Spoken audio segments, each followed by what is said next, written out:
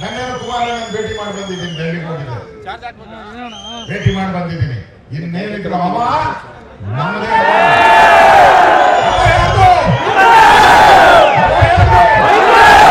ಎಚ್ಚರಿಕೆ ಕೊಡ್ತಾ ಇದ್ದೀನಿ. ಕಾಂಗ್ರೆಸ್ ಅವರಿಗೆ ಎಚ್ಚರಿಕೆ, ನಿಮ್ದೆಲ್ಲ ಕಟ್ಟಿಟ್ಟು ಬಿಡಿ. ಇನ್ನ ಅಧಿಕಾರಿಗಳಿಗೂ ಎಚ್ಚರಿಕೆ, ಇದು ನಡೆಯಲ್ಲ. ಅರ್ಧ ಆಯುಷ್ ಮುಗ್ದೋಯ್ತು ನಿಮ್ದು. ಇವತ್ತು ಮದ್ದೂರಮ್ಮ ಜಾತ್ರೆ ಇರ್ಬೋದು, ಗಣಪತಿ ಉತ್ಸವ ಇರ್ಬೋದು, ರಾಮನವಮಿ ಇರ್ಬೋದು. ಅಲ್ಲ, ನಾನು ಕೇಳ್ತೀನಿ ನಿಮ್ಮನ್ನ, ಅಲ್ಲಪ್ಪ ಗಣೇಶ್ ಹಬ್ಬ ಎಷ್ಟು ಸರಿ ದಿನ ಮಾಡ್ತೀರಾ? ಗಣೇಶ್ ಹಬ್ಬ ಒಂದೇ ಸರಿ ಗಣೇಶ್ ಹಬ್ಬ ನೀವು ದಿನ ಬಾಯ್ ಬಾಯ್ ಮಾಡ್ಕೊಂತಾರಲ್ಲ, ಬೆಳಗ್ಗೆ ಒಂದ್ಸರಿ, ಮಧ್ಯಾಹ್ನ ಒಂದ್ಸರಿ, ರಾತ್ರಿ ಒಂದ್ಸರಿ.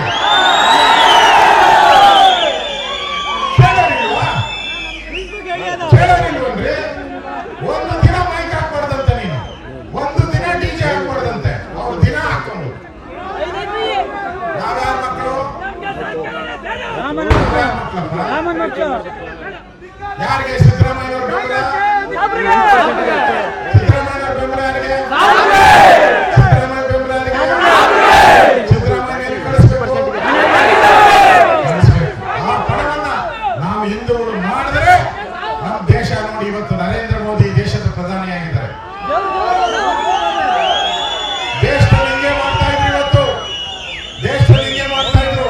ಇವತ್ತು ಸೋನಿಯಾ ಗಾಂಧಿ, ರಾಹುಲ್ ಗಾಂಧಿ ಎಲ್ಲಿ ಓಡಿಸ್ಬಿಟ್ಟವ್ರೆ? ಇಟಲಿಗೆ ಓಡಿಸ್ಬಿಟ್ಟವ್ರೆ. ಎಲ್ಲಿ ಓಡಿಸವ್ರೆ? ದೇಶದಲ್ಲಿ ಓಡಿಸವ್ರೆ. ಈ ಕರ್ನಾಟಕದಲ್ಲಿ ಬಂದಿದೆ. ಸಿದ್ದರಾಮಯ್ಯ ಅವರು ಅವ್ರ ಇಟಲಿ ಜೊತೆ ಪಾಸ್ಪೋರ್ಟ್ ಕೊಟ್ಬಿಟ್ಟು ಈ ಕರ್ನಾಟಕದಲ್ಲಿ ಇರ್ತಕ್ಕಂಥ ಈ ದುರ್ಬಲ ಸರ್ಕಾರ, ಮುಸ್ಲಿಮರ ಪರವಾಗಿ, ಮುಲ್ಲಾಗಳ ಪರವಾಗಿ ಇರುವಂತ ಸರ್ಕಾರವನ್ನ ಕಿತ್ತೊಗೆದು ಕರ್ನಾಟಕದಲ್ಲಿ ಅಂಬೇಡ್ಕರ್ ಸಂವಿಧಾನವನ್ನ ಎತ್ತಿ ಹಿಡಿಯುವಂತ ಕೆಲಸವನ್ನ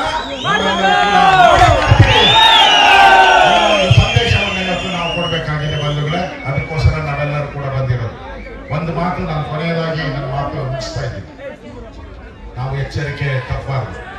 ಇವತ್ತು ಹಿಂದೂಗಳು ಹೆಣ್ಣು ಮಕ್ಕಳು ಬೀದಿಗಿಳಿದಿದ್ದಾರೆ. ನನ್ಗೆ ಆಶ್ಚರ್ಯ ಆಗಿದೆ. ನಾನು ಪೊಲೀಸ್ ಅಧಿಕಾರಿಗಳು ಬಂದಿದ್ರು, ಬೆಳಗ್ಗೆ ಒಂದು ಸಭೆ ಮಾಡಿದೆ ನಾನು. DC ಹತ್ರ, SP ಹತ್ರ, AC ಎಲ್ಲರೂ ಬಂದಿದ್ರು ಅಧಿಕಾರಿ.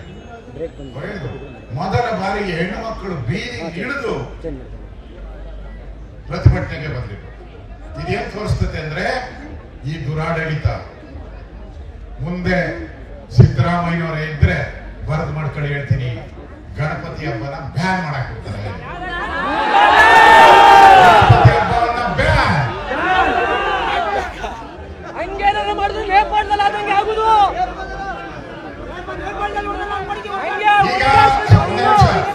ಈಗ ಡಿಜೆ ಬ್ಯಾನ್, ಈ ಏನು ಡಿಜೆ ಬ್ಯಾನ್. ಈಗ ಚಿತ್ರದುರ್ಗದಲ್ಲಿ ಡಿಜೆ ಬ್ಯಾನ್ ಆಗಿದೆ. ಡಿಜೆ ಬ್ಯಾನ್ ಮಾಡಿದ್ದಾರೆ. ಮಸೀದಿ ಮುಂದೆ ಮೆರವಣಿಗೆ ಹೋಗೋದನ್ನ ಬ್ಯಾನ್ ಮಾಡಿದ್ದಾರೆ.